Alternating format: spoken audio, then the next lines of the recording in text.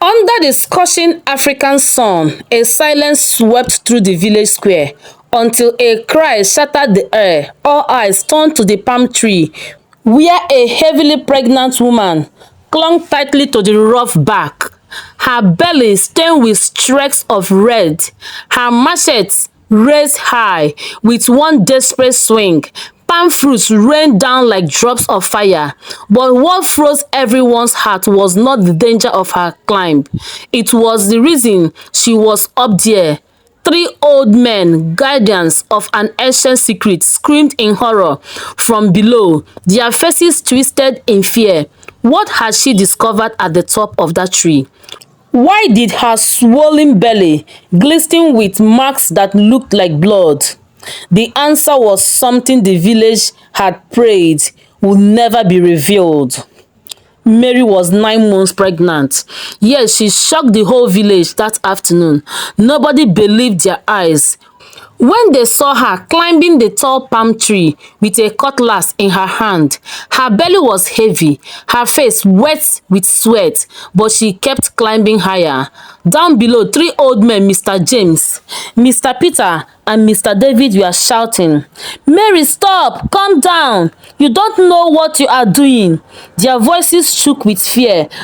Not just because she could fall, but because they knew the secret hidden at the top of that tree. Mary did not listen. With one strong strike, she cut down the palm fruits, and the nuts scattered to the ground. The men screamed louder. For many years, they had guarded that palm tree, warning everyone never to touch it. But Mary's boldness that day was about to uncover a truth that could destroy the whole village. As the palm fruits hit the ground, the whole village gathered around in fear.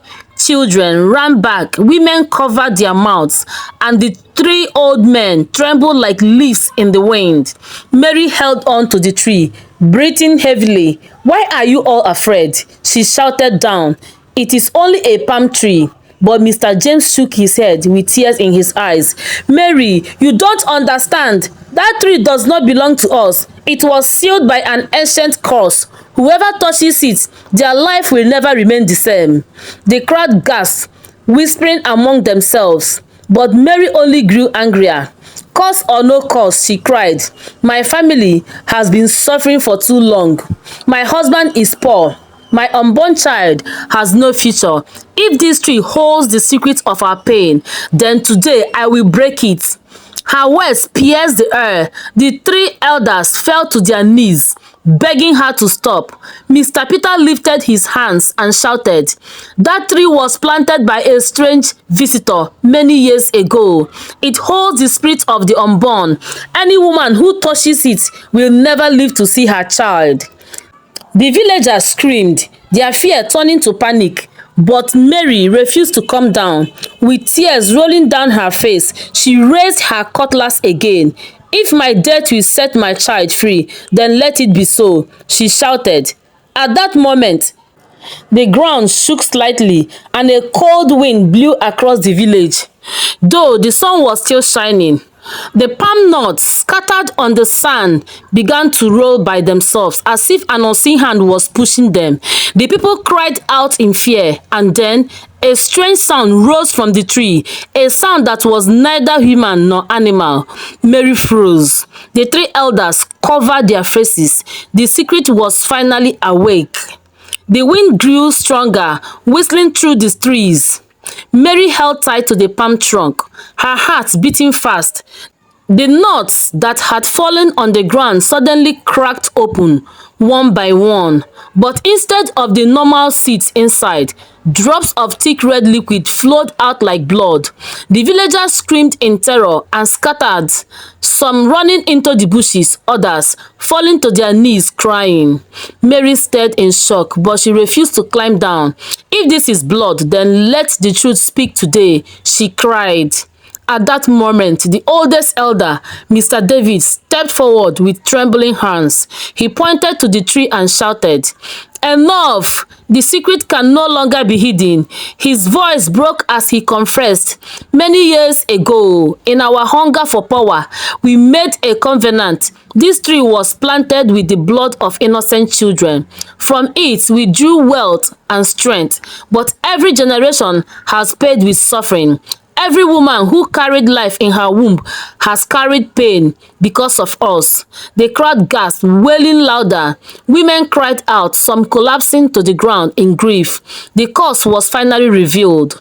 Mary's eyes filled with tears. She looked down at her swollen belly and shouted, "So it is the greed of men that has brought this curse upon us. But today I break it with my own blood." She lifted her cutlass high and struck the palm tree with all her strength. The tree shook violently, and with a thunderous crack, it split open down the middle.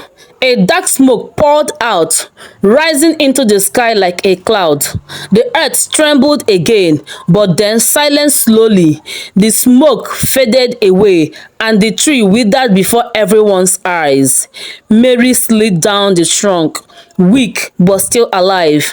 The red stains on her belly began to fade, and peace returned to the land for the first time in many years. The village felt a calm breeze, free from the curse. The elders fell on their faces, crying and begging the villagers for forgiveness. Mary's courage had exposed the truth, broken the chains, and saved generations yet unborn. Moral lessons. 1. Greed and secret sins of one generation can bring suffering to the next. 2. Courage and truth, no matter how dangerous, will always break the power of darkness. 3. Women carry strength beyond measure. Their boldness can change the destiny of a whole community. 4. No cause is greater than the power of sacrifice and the will to stand for what is right. Dear viewers, thank you for watching this story to the very end. I hope it touched your heart and opened your eyes to the dangers of hidden secrets and the power of truth. Please don't forget to like, share and subscribe so you won't miss more powerful stories filled with lessons for life. May your family never live under any curse, and may your courage always bring freedom. God bless you.